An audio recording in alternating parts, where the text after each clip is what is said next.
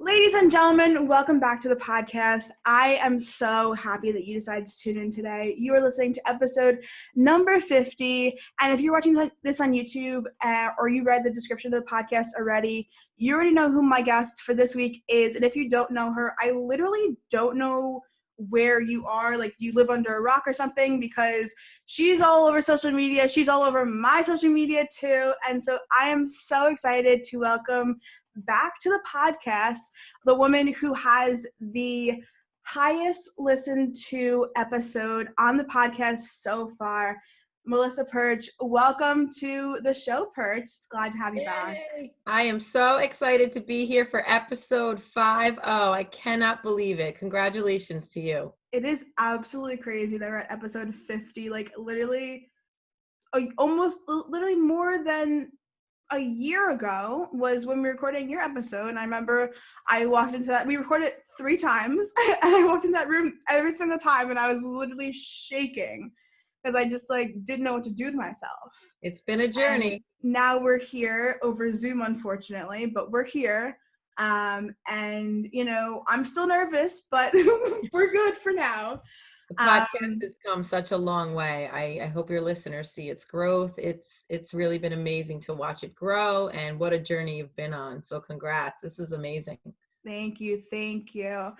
So the last episode that we did together, we talked a lot about, goals, how to achieve goals, sort of getting through all of those roadblocks that we have, and sort of that whole idea of just achieving something in life. And I think that, I was thinking the other day on my walk, I was like, I want to do, an episode about, how to sort of curate your dream life. And I was like, when should I do it? And I was like, wait a second. I was like, who is the more perfect person to do this episode with than with Pyrch? And I was so happy. You're like, yeah, that's perfect. Let's do it. And so I am so excited to talk about that today. I think what I want to do first is sort of lay a groundwork for what that means. So I feel like we throw it up in the air so much, work towards your dream life, create this dream life, all this stuff like that. So what is sort of your, your take on the concept, your perspective on the concept and stuff like that? So for me, creating, and thank you for seeing my life as a dream life. Sometimes it doesn't feel that way. For me, living a life that is what you really want is, number one, listening to yourself. You're always going to get voices from, voices around you that have ideas for your life. And I think it's very important to listen to yourself. That's number one. You have to follow what you believe is your path. And then balancing the different things that make a life that is exciting and fun and fulfilling. Work, play, family, passions. There's a lot of things that go into making a life that is really what you want. And what happens to us, unfortunately, and I know I've been there in my own life, is we get stuck into one of those elements, and the other things fall short, and we don't feel as excited and as fulfilled. And listen, there's a season for that. There's been times in my life where I've been bogged down with work, or immersed in a family thing going on, and if the other things get out of whack, it's finding that balance and paying very close attention to your own voice and seeing and recognizing something's missing, something's off. Let me press pause. Let me take a look around. What am I doing? How am I a player in this game? It's very easy to blame people, by the way. Mm-hmm. How am I a player in this game? And what do I need to find my own balance and get back to the life that I really want to live? Yeah, 100%. And I feel like, I love that you touched on, that sometimes there are certain areas that just have more focus on them. And, I believe that there are certain seasons where you have to focus on one area, but it doesn't mean, that other areas sort of have to suffer tremendously. They may, you may just not have as much focus on them, but they don't have to suffer tremendously. Right. I want to, sort of take it back to kid Melissa and her mm-hmm. sort of dream life and what she wanted to do, when she, 20, 30 years from that point. And so what were some, sort of her dreams and aspirations? And do you think you've, accomplished some of them, many of them? And how has it sort of evolved throughout your life? Yeah, so I grew up in a very close-knit, 100% Italian family, old school. The weekends were, I mean, you name it, the stereotype, we lived it. I just, that was my upbringing. Sunday was a family dinner. I spent a lot of time on the weekends with my grandparents, my great aunts. My parents moved an hour outside of the Bronx, New York, before we were born. My brother and I have an older brother. And when I was a kid, I was always in the Bronx. I was always with that extended family, even though my parents, ventured out. It was a big Mm-hmm. deal for them that they ventured out and moved us up to Mayapack, New York, where I was raised. My parents wanted to raise us outside of the city. As a kid, I always knew family was important to me, and I always wanted to have my own family. And that was a dream of mine and an expectation for my own life that I always had. I knew I always wanted children. And because my parents, I think, made that move away from their tight-knit family to find a home, a backyard, and things that they wanted for their children, I didn't have a fear of that. And I was excited to do that too. I also was always raised in a family that believed in education, believed that you can do better if you work hard. You can get what you want if you put your mind to it. My father was a hard worker. He was, up in the morning before we went to school, out the door at his job. My mom did stay home with us until later, but she was on top of our schoolwork, really taught us how to be responsible. Even financially, because that's a part of what I always felt like was part of, as a kid, what I valued too was being financially responsible. I remember having my first job when I was 12 years old. I worked for a family friend. I actually tell this story in my classroom sometimes, and it's hysterical. I mean, I was 12 years old. I worked for a family friend at a small business making calls, trying to drum up business for a lawn company. What I knew about lawns was nothing, but I knew how to talk to people even as a young kid. And I would call up and try to get them to use a lawn service. And I would get a quarter. It's kind of funny. I'm dating myself. I would get a quarter every time somebody said, sure, I'll have your service come to our house. And it was thrilling. Some nights I would make $1. Mm-hmm. And, but my father took me to the bank when I was very young, got me at the time a record book, a passbook, and I would go and I would bank my money. And my father would teach me how to look at those numbers and see the value of that. And my family didn't have elaborate things. My family didn't go on big elaborate vacations. But as a young kid, I understood the value of money. I knew I wanted for myself to have financial security, a family, a good husband, a hard worker like my father. I wanted to be a mom that did it all, made it look easy, like my mom. I learned she was teasing me a lot. It was definitely an act, because it's not easy. And I knew, though, I did want a career. That was something that I thought I can do if I put my mind to it, like my parents told me. And I went to college and then my master's, and I did things in my family that other people didn't. And my mom and dad always cheered me on, which is, unfortunately, not everybody has that. You don't need it, be clear, but it does help you to move in the direction of your dream. And it does help you, the support of the people around you. But I think I knew from a very young age that I knew family, finances, education, I was always independent. I always, did my own thing. Those were all important things to me growing up. Yeah, no, 100%. And I think, it definitely shines through to this day. But were there anything, any sort of ways of thinking or any sort of, things that your family did, or that, you were just, the culture that you were in did, that you sort of had to break away from and say I don't actually want that for my life, but even though I've been, sort of influenced by it for so many years, that's why I'm sort of thinking this way? Yeah. Well, it's funny because, like I said, my mom was a stay-at-home mom. So that was a big deal for me because I knew I wasn't going to be that. You know, my mom eventually worked again. She went back, she became a teaching assistant later on, and she was always involved in the PTA and school functions and was wonderful with kids. And I think my mom would have been an outstanding teacher if her path took her in that direction. But for me, I knew I wasn't going to be a stay-at-home mom. So that was a little uncomfortable at first because I didn't know how to balance it because I didn't have that example in my own life. And it's been, for me, that's been one of my greatest challenges, is trying to balance it all. I am very lucky. My husband, as you know, is a fire lieutenant, so his schedule allows for flexibility, which my father, didn't have. Mhm. But yeah, that was a step in a direction I didn't know. And it was a step for me that was a little uncomfortable.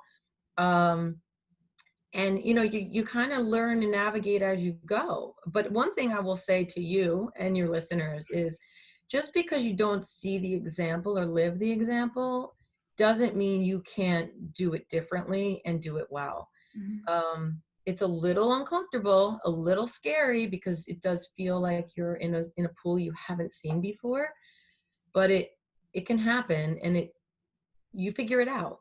It's a clean slate. You can figure that out.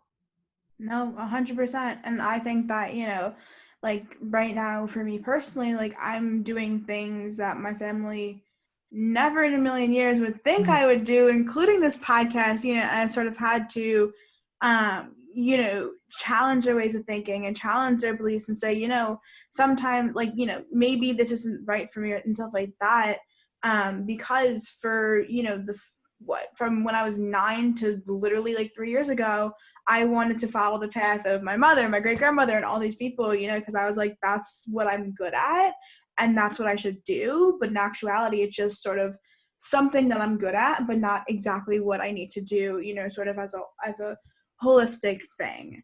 I Sure. want to touch back to the whole sort of topic of support, especially when it's pursuing something that's not really a common thing, because I feel like nowadays, like, there are just so many unconventional career paths and jobs and stuff like that, and like these people, like kids my age, are like hopping on them like it's like gonna go out, like it's like I don't know, like it's gonna go out so soon.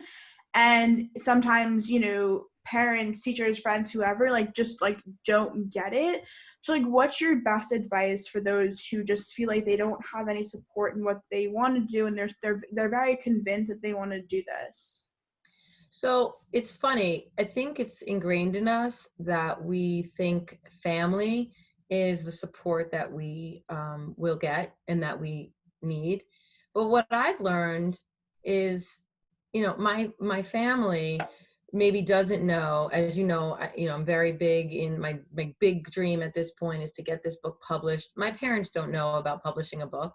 My mom, believe it or not, we laugh because my mom's like, how do you like to write? I hate to write, and my mom hates to shop and I love to shop. So you're not always going to get that from your parents or even from your siblings. But I will tell you, and I hope my friends know this about me, I'm a ride or die friend. Sometimes you get what you need from people that aren't your family, and you seek those people out and you don't let them go. Mhm. Sometimes, and you know this, I've gotten some of the greatest support from my own students, you included, to say, you can do that. Why not? And you don't know where your support's going to come from. So I would say to be open, be open to meeting new people. And when people allow you in, welcome them. Sometimes people, and I've done this before in my life, we put up a wall. Mhm. And I think that's finding people that are connect with you and support you, and sometimes in the most unlikely places, is is possible, and it will give you what you need. I do think life provides us what we need, and we just have to be open to it. Yeah, no, 100%. And like, even, like with you and I, it's like I was so upset that I was in your public speaking Yeah. class. Yet, like, here we go.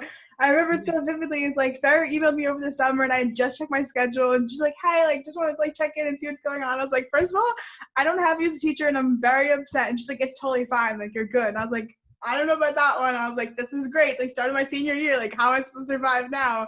No, you know, it's and funny. And I don't know if you remember this, but, and I hope all the kids from our class, if they're listening, in 2019, I had come back. I had just had my last son and I got my schedule. And I said, oh my gosh, they gave me a ninth period of seniors. What a nightmare. And I know you guys know that by the end of that class, I mean, we were all so close and tight knit. It was magical in that room. And it was such a blessing because, again, I found this amazing support. And actually, that class was the reason I said, I need to write some of this down. Like, we're sharing such amazing things that I want to share with more teenagers in this crowd, and that I have shared with more teenagers over the years. But you guys really were a big spark in writing, what now is the book I'm trying to get published. So it's crazy how things kind of pop up the way you need them to be, even when you want to resist that big time. So we yeah. were all making those calls. No. Literally 100%. And I think that, that class, like, I think a lot of us, like a lot of my friends too, like we walked in there and we were like, oh no, this is not happening right now. And, Yeah. come to, now it's like I feel like it was such like a dream team of sorts, and it was so exciting to come there. Like, like, yes, like ninth period sucks because like we want to get out there so badly, but I think we all made it work because we all knew that it sucked already, so we walked in there and we're like, okay, this sucks, but we all think the same way, so let's just do it. Yeah. Yep. And we were all in the same boat and it worked. Yeah, it really did. That class is something that I've never experienced before, and you know what, we did it, so it's all that matters. Quick plug for what you've been mentioning like 4 times already. Let's talk about that little thing of yours. Yeah.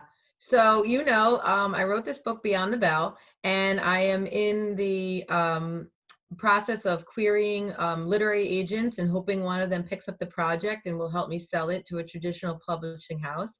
But the project, again, came from my students, as you know. It's 12 chapters. It's the lessons high school failed to teach, and it's about the space in between high school and college. It's about finding that career, fighting against the doubt that you might have internally. It's about finding love, getting your heart broken, the things that we go through in that space of high school and beginning of college that feels so big and scary, and it is, and acknowledging that and then saying, we all have survived it. I mean, it's something almost people don't talk enough about. It's like, yay, you're going to college and everyone's cheering you on. And the kid going to college is pretending they're excited, but there's a lot of fear.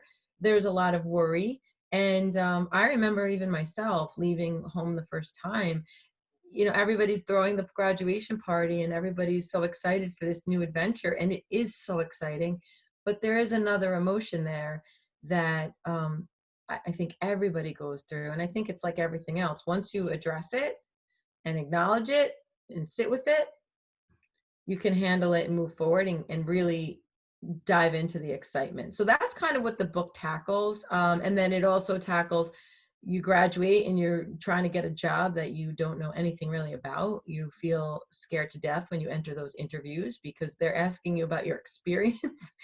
And you kind of have some, but it's a new thing. And then the book also gives all these lessons that I give to my own students upon graduation, and about, get out there and dream big, and don't you dare let anyone tell you that you can't. My big thing is, why not you? I've said that in class. Why not you? Who cares? So what? Someone's judging you, or so what? Somebody is saying that's not your career. Well, there's one person that needs to believe in that, and that's you. And I've learned that growing up, and if I could pour that into all of my students and let them live that way now, that would be my ultimate dream. Yeah, and I've got a sneak peek of it, and I cried through the entire thing. Like, there are literally teardrops on the paper. So, it's going to be good because it's not really that easy for me to cry during books. So there you go. Thank you. But I want to dive into that concept that you were mentioning about, the whole fear aspect, because there's so many people who in their minds, they have this thing that they want to do, whether it's, go to a certain place for college, or, pursue a certain career, or even just pursue a certain, side gig of some sort. And they keep it in their mind for pretty much forever, because they're so afraid of, what if they fail? What are other people going to think? And all those things like that. So, let's chat about that and just, give me your perspective on that. Yeah, it's so funny. I just did an Instagram post about that admission that I often felt paralyzed because I was afraid of failure. I didn't speak my goals. I oh gosh, I've been writing since I could hold a pen. I mean, I was the kid that had stacks of journals. I was the kid that, walked into Barnes and Noble, as I still do, and felt like it was this magical land. But I always kept that on the back burner because I felt like, and I think this is what you're speaking to, it's the practicality of school and the job and this is what looks the way it should. And I don't want to disappoint myself, my parents. I want to, right. We have this practical piece of us that sometimes steers us in the direction of what other people are asking of us. So how do you face that fear and go anyway? I think that's what, you want to know. Mm-hmm. It's not easy. Number one, I wish I had a magical answer, because I think if I had that magical answer, I, I would share it. Yeah. What do I think has helped me? I can only speak of that is I've attached my passions to things that I will not waver on. And that's helped me to focus. So for example, with my book, I've attached that to my students and my own children, my 3 boys. And I say to myself, this is important because I want to, number one, share this message with my students who I love dearly and other teenagers who I think I can help. But also I want to show my boys that don't you dare not go for it because of fear. So, my boys, I mean, my 8-year-old will say, every time I hit send, he's like, did they say yes? When we go into Barnes and Noble, he's so cute. He's like, what shelf is your book on? I'm like, it'll get there. You have to believe in yourself. And you have to fight that fear. And when it creeps up, you got to go back to that. Well, why not me? And look at examples around you of people that are doing what you want to do, not compare yourself to them, but see that it's possible. And I know I've said this on other podcasts and maybe even on your podcast before, that small victories are showing you that you can. And once you hit a victory, even a victory that seems small, will give you the courage to hit that next space. And I think that's how you fight your fear. You use your own history to show you that you're capable, right? And I know I've said this in class. Kids graduate high school and they're like, oh, well, no, that's a big deal. Graduating high school is a big deal. Getting into a college is a big deal.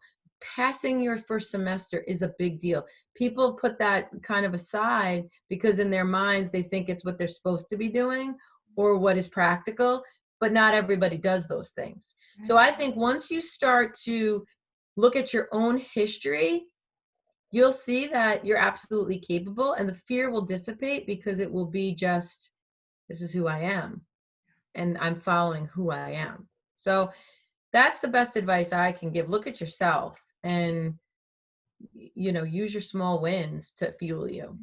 No, 100%. I 100% agree. You, with this whole publishing of this book, you've been working so hard on getting it done. And I want to, touch on the fact that, people's dreams don't just come in an instant. Like, it takes so much work. And, if you could just sort of, just touch on a little bit about your journey with trying to get this thing, going, and sort of how you've realized that the amount of work that it takes to sort of achieve something. Just go for it. Yeah, I think we like to see people in their fourth quarter. We like to cheer people on in their winning moment, but don't be mistaken that everybody that's been successful is definitely has been on a journey. I read this amazing article actually during this quarantine that talked about it compared it to what a butterfly has been through, and it just spoke volumes to me because we see this amazing creature, But man, that butterfly went through a lot. The butterfly was a caterpillar. It had to make a chrysalis. It had to go through horrible things in that moment to then come out as this beautiful butterfly. I think if you see the journey as what it is and enjoy it, I think you'll keep going. I do, and celebrate the wins. It is not an overnight success story by any means. As I told you, I started writing this book in 2019. We're well into 2020. It is not with an agent yet, but that doesn't mean it won't be. And I believe you have to believe in your own goals. If you don't believe in them, no one else is going to. No one's going to care about your dreams more than you do. That's just a fact. Yeah. And you've got to be willing to keep it going. And it's like losing weight. It's like all these things. Nothing of this stuff happens overnight, but we have this fantasy. Sometimes we look at people in their wins and we think, oh, that's not happening to me. Yeah, it's not happening to you because you're not doing the work. It's not because you can't. It's because you have to do the work, which is hard. Yeah. And No, very 100%. Yeah. I want to touch on, so I know you talk a lot about this on your Instagram, is the whole concept of rejection, you know, and sort of and sort of how that plays into, you know, sort of a dream life. So I think there's the other side of the whole, you know, dream life thing where it's like, okay, I can create this dream life for myself at 17, 18, 19, whatever. But like there are so many things that are going to happen like from that time until I turn 35 that are going to change so much. Like, you know, if I go for one thing and it doesn't work out, like how am I supposed to continue to go for that? Or how am I, you know, supposed to shift my entirety to, you know, to create a new dream life for myself? And I, you know, I want to know your perspective on this because I feel like a lot of people come to me with that. And I'm like, I don't know what to say. All I know is that, you know, I've switched what I wanted to do like 16 times in the past 3 years. And like right now I'm confident this is what I want to do for the rest of my life, you know, so I can't really, you know, say too much to that also because I'm only 19, you know, so there's not really much room for me to do that. So I would love to hear your perspective on that. Yeah, it's funny. Rejection is something everybody goes through. Everybody experiences. I don't care who you are. Everybody experiences disappointments, setbacks, all the things that we do not like and that are uncomfortable in life. Here's again what I would suggest is you have to look back to understand how to move forward. I'm a big believer in that. When I look back at some of the rejection that I've experienced, even before all the rejection letters from literary agents and publishers, because that's just part of the writing process and publishing process, I knew that going in. I knew that I was setting myself up for a lot of rejection. So I kind of went in with that armor.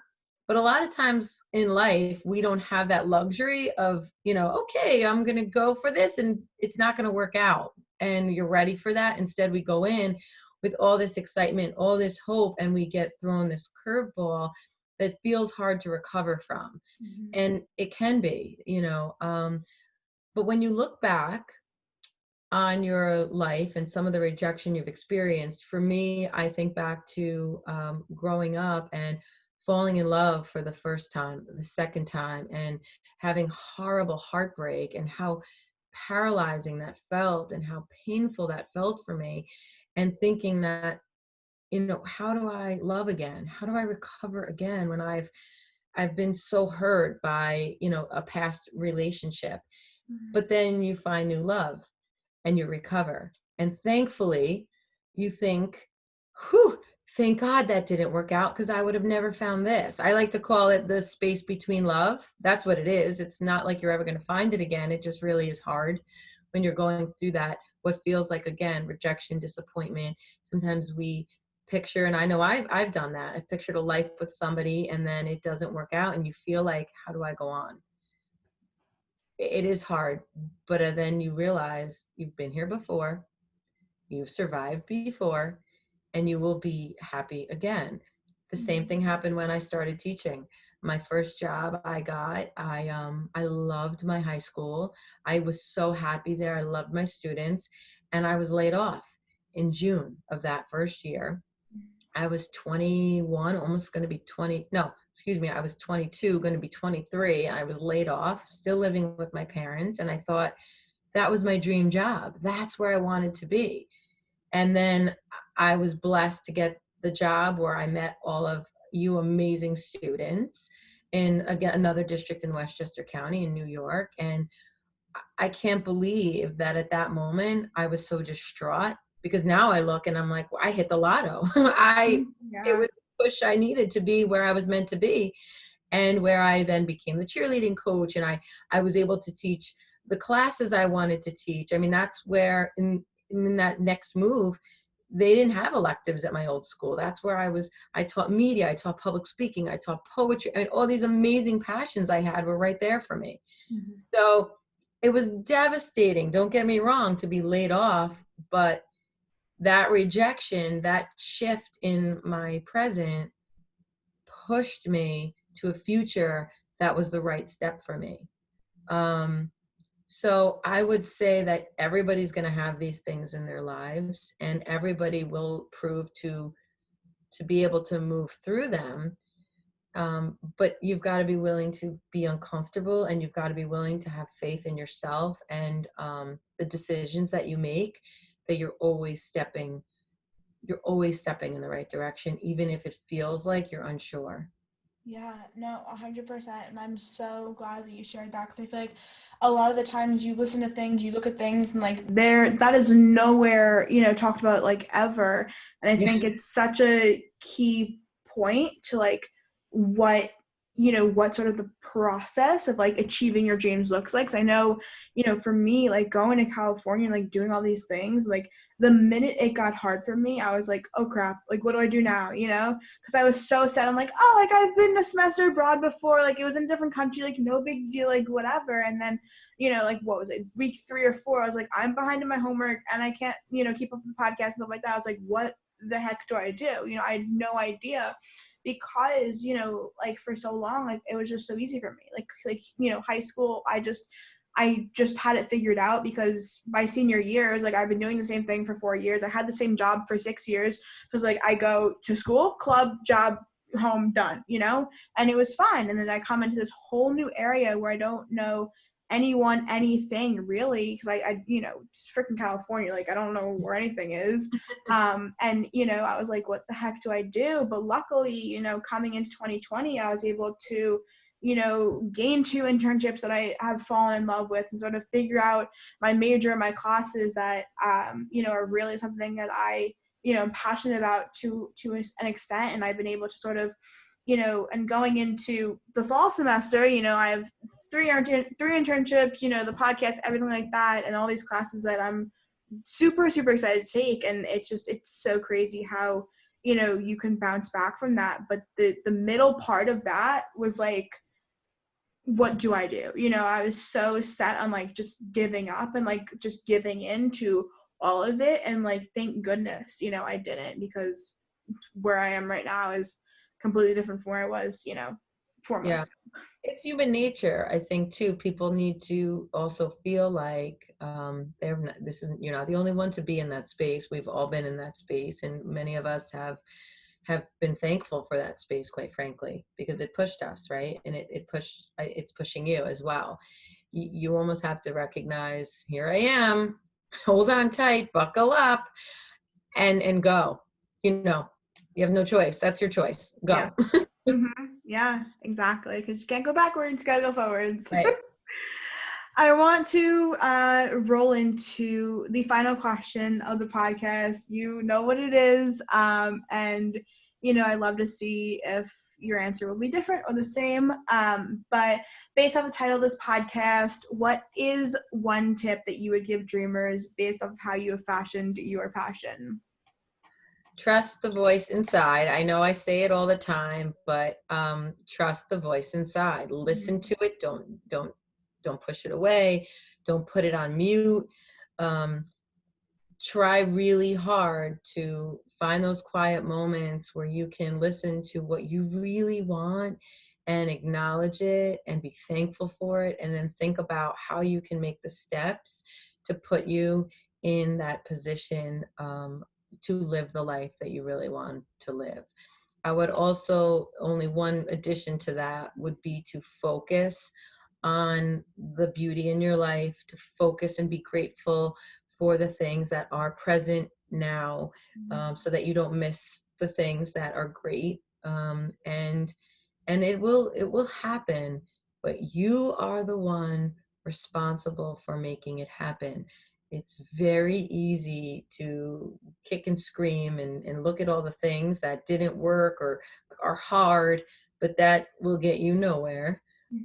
It's actually a funny thing in my house. My 2-year-old, we ask him, what does crying get you? And he says, nothing. Because that's it. Yes, you can be sad, but now what? So that's kind of a mantra here at the Pyrch house. Like, what are you going to do now? Yeah. Okay. Now what? What's your move? So that would be my advice. And I think that first of all, your listeners that are here, they're already starting and doing the work and seeking the content that's going to fuel you and that's going to push you, and hanging out with the people around you that are bringing things into your life. You're already doing the work, and hopefully it feels good. It feels great. I always tell my students, if you're the smartest person in the room, get out of the room, find another room. Go find people that are going to do, they're going to pull you up and help you and get you to the place you want to go once you listen to yourself, because you know what you want to do. It's just a question of saying, here I go. I'm going to try. 100%, 100% every time. All right, where can people find you on social media?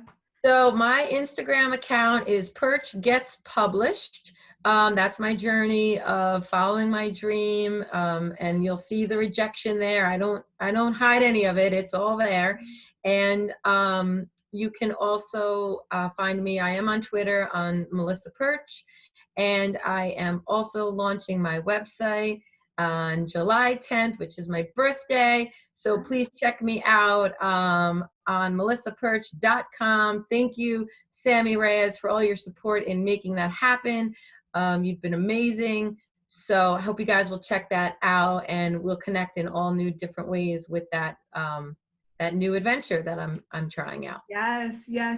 So that is correct. Her website launched today when this podcast comes out, which is super, super exciting. Also, be sure to go over to her social media and wish her happy birthday, because she deserves all the love in the world and she just deserves it all. Pyrch, thank you so much again for coming on. This was probably, I would say, the best interview that I've had in the past year and a half. So thank you so much. I appreciate Thank you. You make it so easy. Talking to you and your listeners is a dream for me. I just am so grateful this podcast is up and running. Share it with your friends, guys, if you're listening, because if you're not doing that, you're missing out. Don't keep the goodness to yourself either. Share. Yes. Do everything she says. All right, guys, I will talk to you guys next week.